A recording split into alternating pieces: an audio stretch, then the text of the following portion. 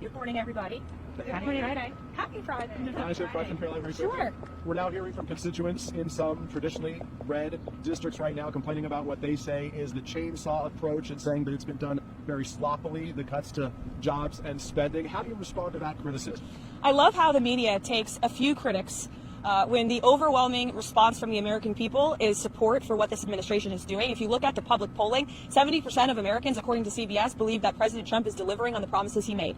And there should be no secret about the fact that this administration is committed to cutting waste, fraud, and abuse. The president campaigned on that promise. Americans elected him on that promise, and he's actually delivering on it. And this is something that Democrats promised they would do for decades. President Trump is just the first president to get it done. Let me ask you about the fraud, if I can. We can all have our own opinion about what is wasteful spending, and Republicans have praised the first president for cutting wasteful spending, but fraud, of course, is a crime. So have you turned over evidence of fraud to the Justice Department, and when should we expect to see those indictments? It's a clever question. First of all, I think all Americans would agree that funding mastectomies in Mozambique is not something that the American people should be funding, or DEI programs. I think it's fraudulent that the American government has been ripping off taxpayers in this way. And we also do know there has been extensive fraud, particularly if you look at Social Security. In fact, according to an IG report from the Social Security Administration, there was $71 billion worth of fraud in one single fiscal year that we know about. And so that is a lot of fraud, Peter, that the government has admitted to. So this administration is committed to finding even more of that fraud, waste, and abuse. To be clear, that $71 billion was from 2015 to 2022, so it wasn't in just 1 year. And it was $71 billion. But it wasn't in 1 year, just to be clear. In one report. And it was in one report over multiple years, 2015 to 2022. So are you defending $71 billion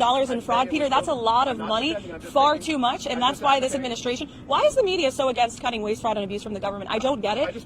We won't be deterred. We will not be deterred from people like you in the press who are clearly adamantly opposed to cutting waste, fraud, and abuse. But we know that American taxpayers at home who have been struggling with an inflationary crisis don't want their tax dollars going towards crazy DEI programs in countries overseas. They also don't like the fact that there has been $71 billion worth of fraud in Social Security and improper payments going out the door. That's a problem that needs to be fixed, and President Trump is going to fix it. That's your fifth question. Elena, do you have anything to ask? Because you said something that wasn't true, which is you said that they have found before that they believe there have been tens of millions of people who are receiving money who are dead on the Social Security list. The same report that you referred to said that almost none of those individuals are receiving Peter, did you watch money. the full clip of the interview that I did when I said that?